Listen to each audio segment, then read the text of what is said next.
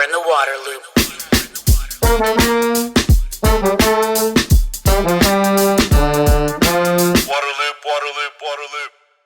Waterloop is made possible in part by grants from Spring Point Partners and the Walton Family Foundation.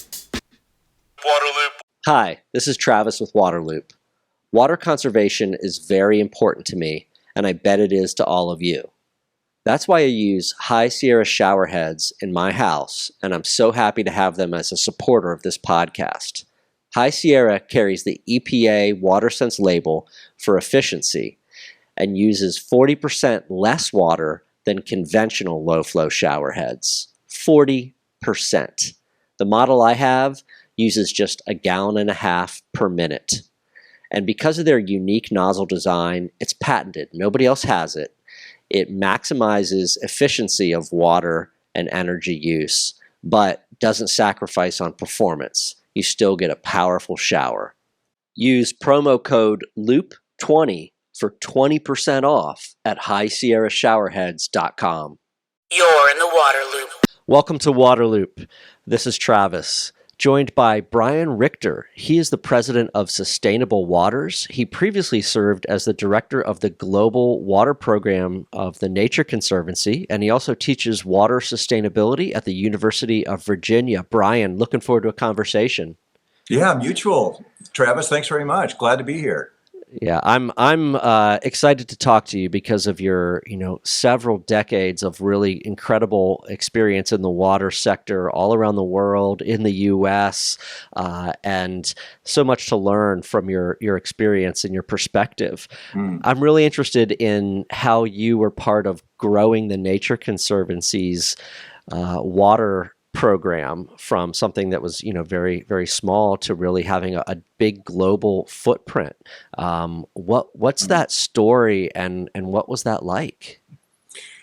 Well, it was an incredible experience, Travis. So it literally started with one. I was the very first full-time water hire in the Nature Conservancy back in 1991.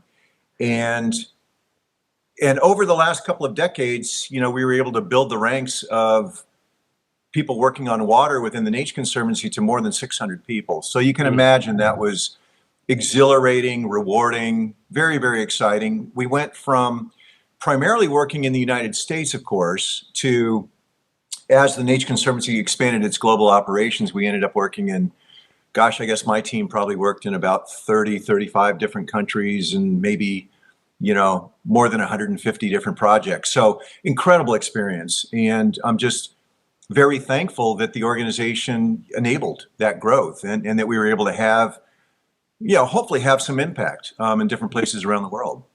I'm so interested because the Nature Conservancy is, absolutely one of the leading environmental and conservation organizations that there is out there.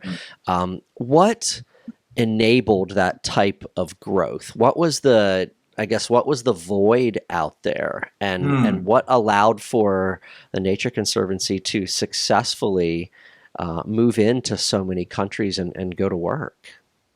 That's a terrific question, Travis, because prior to 1990, even the biggest conservation organizations in the world weren't really that involved in freshwater conservation, rivers, streams, lakes, wetlands.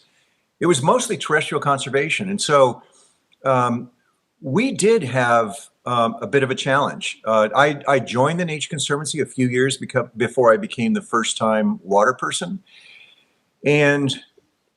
But finally, I think the organization started to realize that all of these terrestrial areas that they were trying to protect or that they were interested in trying to bring some conservation to, an awful lot of them had water in them, had rivers flowing through them.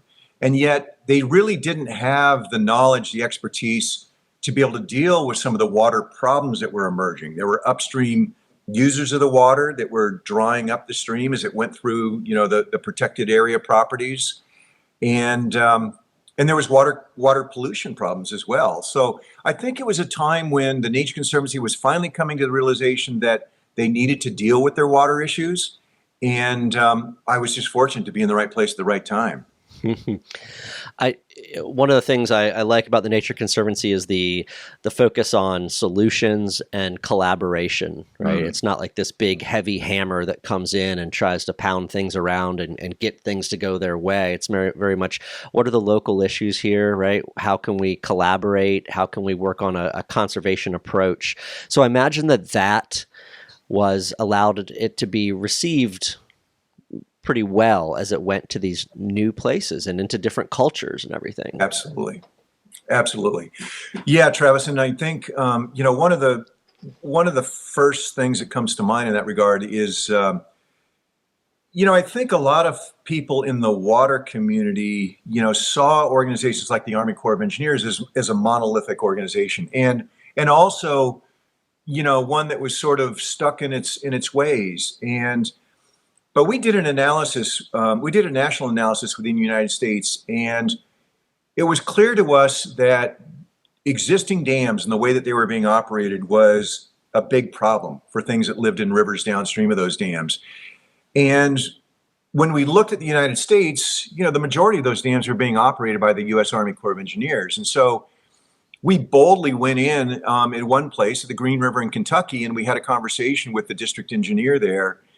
And much to our surprise and I guess relief, we found a pretty receptive audience there. And we had a very productive conversation with them.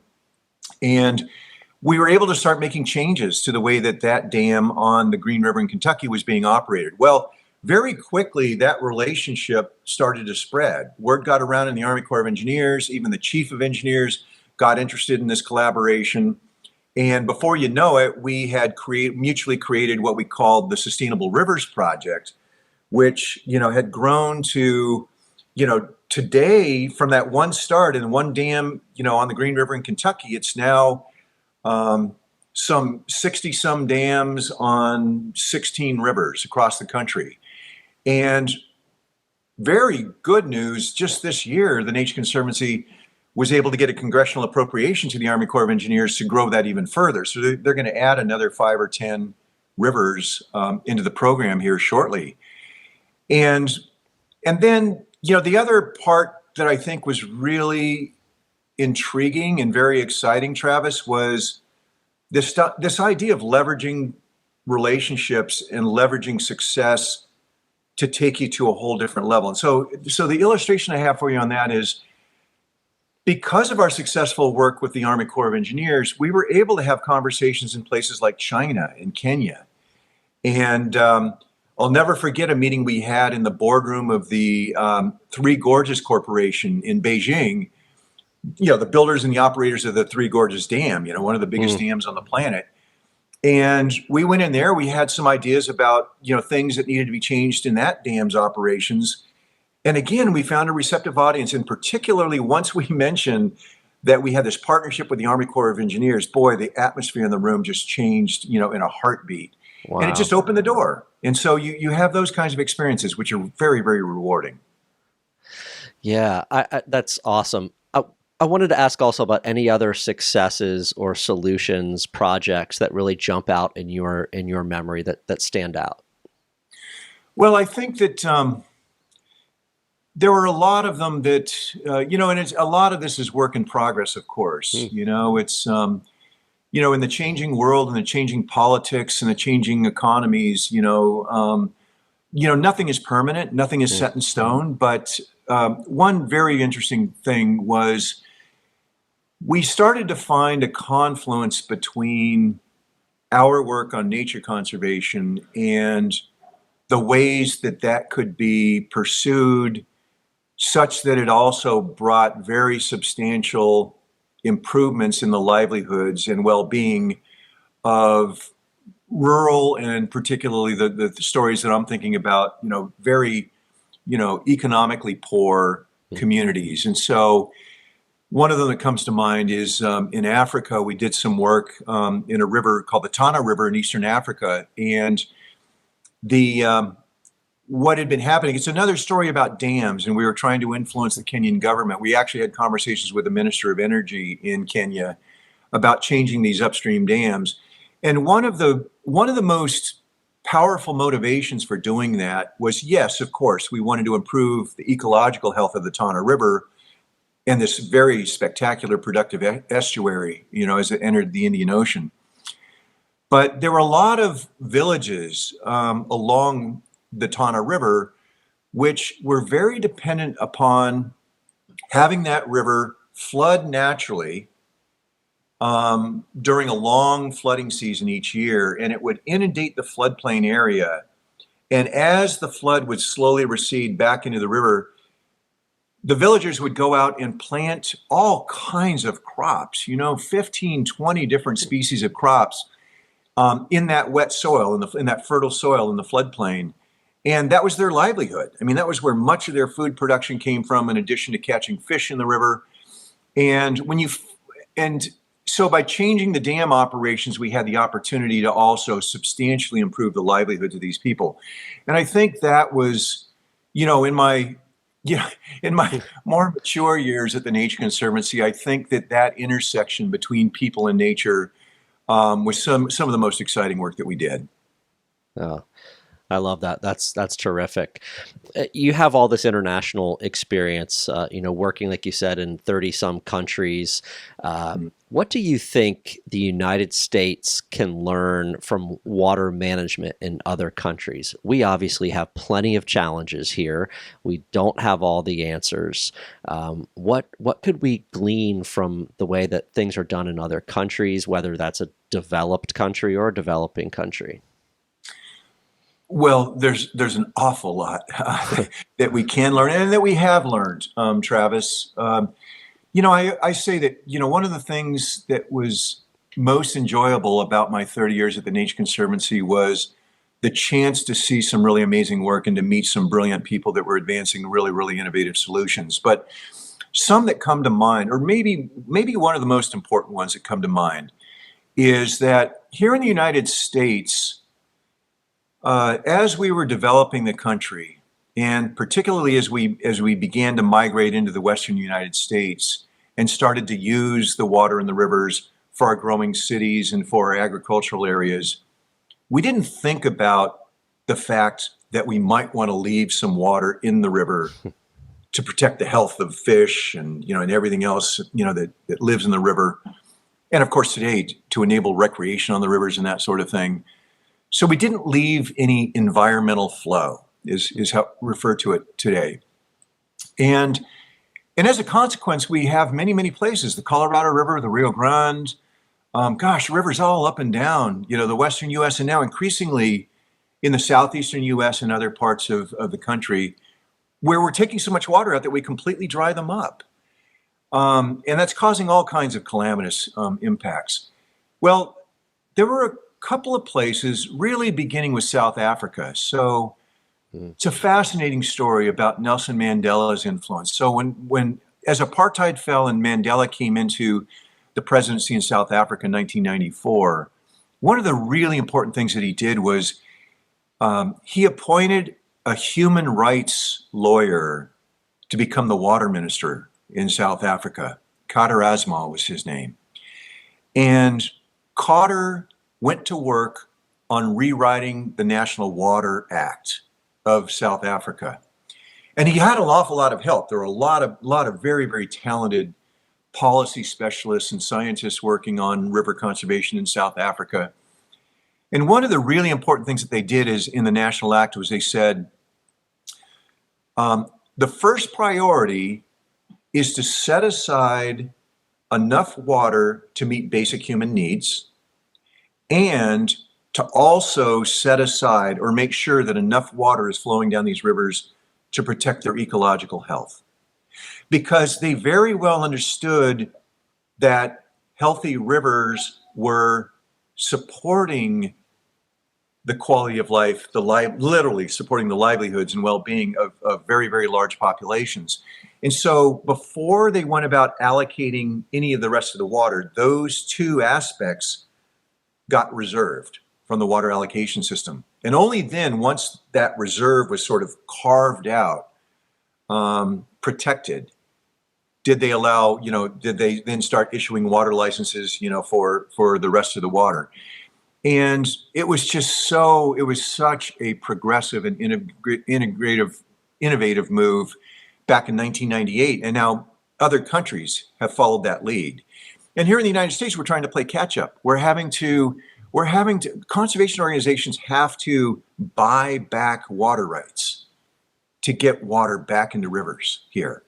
So it would be so much better, and it would be so good if states in the eastern U.S. that haven't yet dried up the rivers would follow that kind of a lead. Well, that's a fascinating and amazing story about Nelson Mandela taking a human rights lawyer and putting that person in charge of water. Yeah. And I love that idea that the first two things you do are how much do the people need and how much does the river need? Okay, right. Now we can look at what we can portion out from there.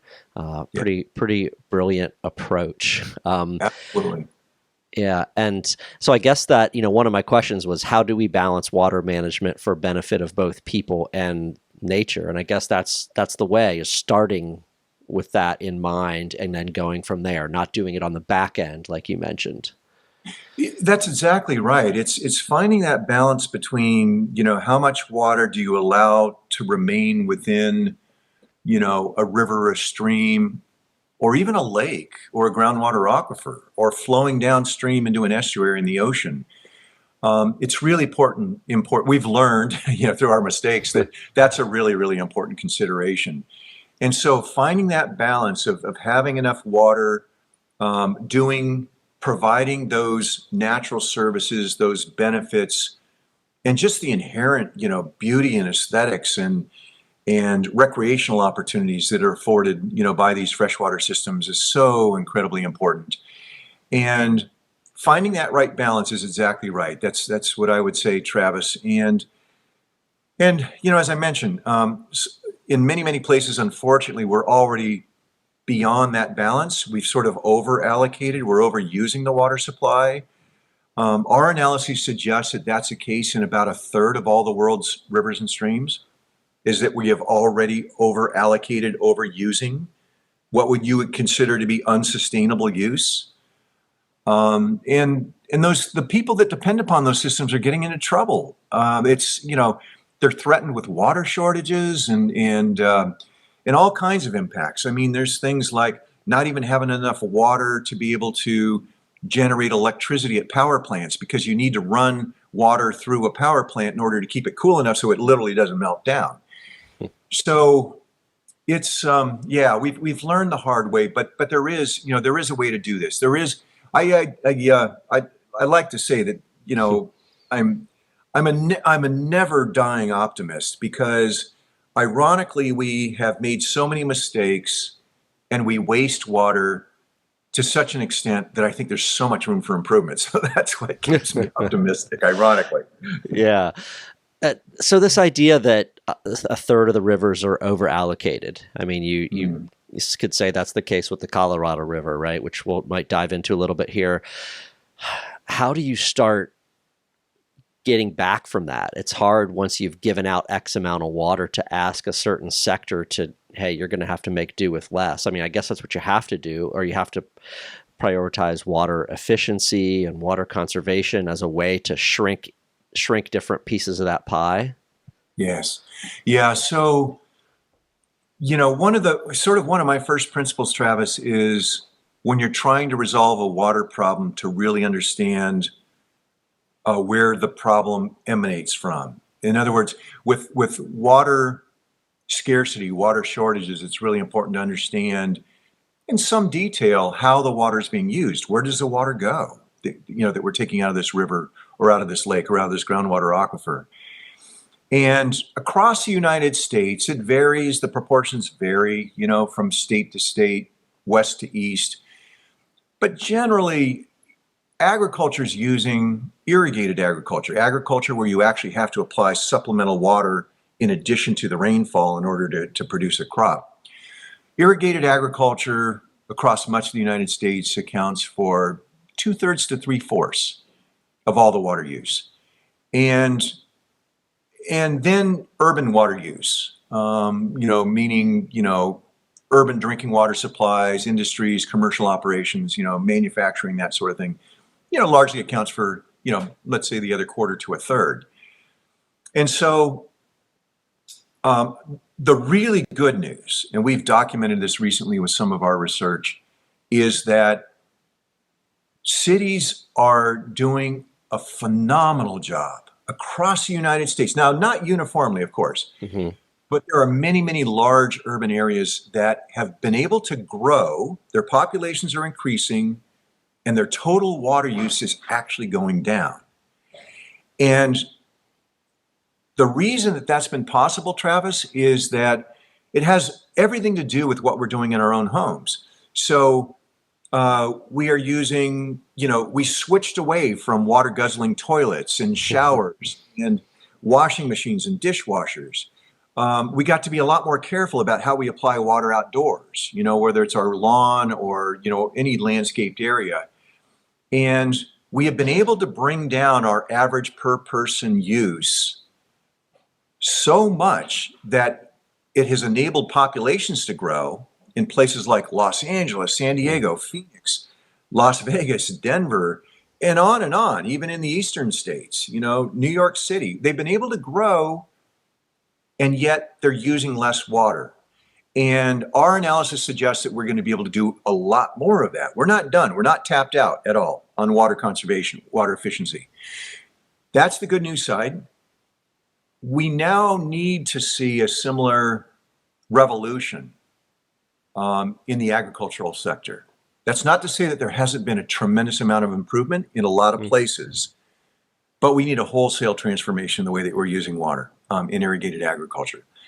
That means changing the kind of crops that we grow in different places. It means getting a lot better with the way that we apply irrigation water. And it means improving soil. So a lot of this organic and regenerative agriculture movement, at the heart of that is trying to improve the quality of the soils that's growing these crops. Well, it turns out that better quality soils retain a lot more moisture and require less supplemental irrigation to produce the crop. So we know how to do this. That's the great news, right? We just need to do it, in so many more places. Sure. Well, I want to talk a little bit about what your work is now. And I know that you've kind of been drawn out to the West a little bit. Why do you find water in the West so compelling, and what are you up to out there? Yeah, well, drawn out to the West. So I like to say that my head lives in the East. My head and my body live in the East, and my heart lives in the West. I grew up in the West. My first, 40 years were out in the Western United States. Through all that work with the Nature Conservancy that we were talking about earlier, Travis, and, of course, working in, 30 some different countries, 150, 170 projects, we worked on everything. We worked on all kinds of water challenges over that time. And the one that really ended up concerning me the most is what we refer to as water scarcity. So water scarcity is a situation where we get accustomed to using more water than is sustainable in a particular place. So it is places like the Colorado River, the Rio Grande, the Pecos. I could go on and on, rivers across the Western United States, the San Joaquin and the Sacramento rivers in Northern California.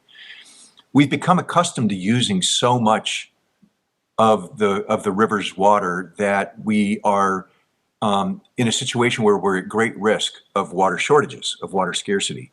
So that's the problem I'm most concerned with. By the way, this is not unique to the Western United States. It's not unique to the United States. I mentioned earlier that about a third of all the rivers and streams around the world are experiencing this problem. Interestingly, it has caught the attention of the financial sector. So the World Economic Forum puts out a report every year of global risks. And for the last 5 years, water, and specifically water scarcity, has risen to the top of those global risks to the global economy. Okay, so this is a big deal. and it's starting to finally, get the attention that it really, really needs. And again, as I also said earlier, Travis, I'm also attracted to working on that because I think that the solutions exist, and the challenge is communicating them, educating, motivating, inspiring people to do the right thing, to do better with the way that they use water. So I've pretty much decided my new organization, by the way, I left the Nature Conservancy 3 years ago and formed this new organization called Sustainable Waters. And that's my exclusive focus now, is working on water scarcity. And it's, as I said, it's a big challenge, and it's one that we need a lot more attention, and we need a lot more people working on the problem, frankly. Hmm. Well, as I kind of follow what's going on out west, there does seem to be a tremendous influx of attention and people and organizations. It seems like, the flag has really been raised of like, hold on, we have a real crisis developing here. So that at least is, I guess, reason for optimism, is there's a ton of resources, a ton of expertise that's kind of pouring into these issues out there. Do you see that? I do. But one of the frustrating things, Travis, Mm, for me is that um, for some reason, I guess it's just in our human genetics, we have a real big problem with dealing with slow moving chronic problems. I think the pandemic is so illustrative of that. Climate change, so illustrative of that. And in the water arena, unfortunately, the vast majority of the historical instances has been that we don't take the necessary steps. We don't respond adequately until we're having a really serious, tangible crisis. It's not until literally the taps run dry, in South Africa mm. or in Chennai, India, or in Sao Paulo, Brazil, or, it could be coming to, a neighborhood near you. So um, the impacts have to get very direct, very tangible, and very substantial before it provokes us into the necessary action. And having watched these things develop around the world and seen how communities respond or don't respond to them, that's so frustrating to me. Um, the Colorado River, we almost dried up the Colorado River in the mid 1950s. Okay. We have used more water in many years. In the last 40 years, in many years, we actually used more water than came down the Colorado River. The only reason we were able to do that is because we have these big, humongous storage reservoirs, Lake Powell, Lake Mead, the two biggest reservoirs in America. And so we've been able to get through those years where we're using more water than the river is supplying in a year because we tapped into those savings accounts. We tap into those big storage reservoirs and take water out of the storage reservoirs. Well, Lake Mead and Lake Powell are now 2/3 empty, and they're going down again. This is a bad year. Mm. They're projecting that the runoff that's going to come down the Colorado River is going to be something on the order of 45% of average. So we can expect the two reservoirs, Lake Mead and Lake Powell, are going to drop substantially again this year. And I just don't believe, Travis, that we're responding to this at the scale, at the intensity that we need to avoid a really, really serious crisis. So I'm kind of obsessed with it. I check the numbers almost every single day, but it's because I'm just, I'm honestly, earnestly fearful. And it's both for people in nature, because typically when you get into these crises, people do get hurt, but the environment really takes it hard. It really takes it hard. I've witnessed massive fish kills, like in the Murray-Darling River system down in Australia, and it's really painful to see. It's a painful thing to watch. Sure, sure. I wanted to also ask you about teaching at University of Virginia, an awesome university. Thank you. Teaching water sustainability. Tell me what you're teaching there. Yes. Well, it's My wife says, she said some time ago after I came home from one of my classes when we could do in-person classes, of course, she said, she looked at me and she said, you're a different person after you come back from class. It's like you have this spark, this energy, and that energy comes from those students, for whatever people think about, that generation, I think it's really inspiring. I think they're so much more knowledgeable about environmental issues and social issues than we were when we were their age. There's a hunger to learn. They want to make a change in the world. Their sense of responsibility to the planet and to their communities is very strong. And so what I've tried to do is just to make them water literate. I think that water is going to be one of the biggest, I know it's going to be one of the biggest issues in their lifetimes, and particularly, under the influence of climate change. And so I want to make sure that they understand both the challenge that they're facing, but they also understand that there are things that we can do about it. Mm-hmm. So if there's anything that's important to me to impart, Travis, to them is a sense of hope. It's the optimism that I hold, and as you can tell, it's I believe it. But in the class we touch on all aspects of water, obviously pretty lightly, but we talk about the economics of water, the laws that govern water, how water is used to produce our food, to produce our energy, how we use water in our cities, et cetera, et cetera. So it's an overall introduction to water. Mm. We should have every member of the public take that class, right? Water 101. Do you know where water comes from? Do you know how we clean it? Do you know how we manage it? Do you know how it drives our economy and our health? And that's fantastic. Yeah. Well, Brian, I really I appreciate spending this time with you and hearing some tremendous perspective. A couple of really great stories there. I look forward to staying in touch and watching things get more sustainable out there. Well, and Travis, hey, thanks to you. I mean, you're providing a real service, and just to the last point that we made, this is part of educating more people about some of these issues. So, thank you. All right, thanks, Brian. All right, take care, Travis. Waterloop. Thanks, everyone, for listening to today's episode. A special thanks to Waterloop supporters Spring Point Partners and the Walton Family Foundation. The Waterloop podcast is sponsored by High Sierra Showerheads, the smart, stylish way to save energy, water, and money while enjoying a powerful shower. Save 20% with promo code WATERLOOP at highsierrashowerheads.com. If you like Waterloop, please subscribe to the YouTube channel or your favorite podcast platform. Follow us on social media and visit waterloop.org to sign up for updates. Waterloop, Waterloop, Waterloop.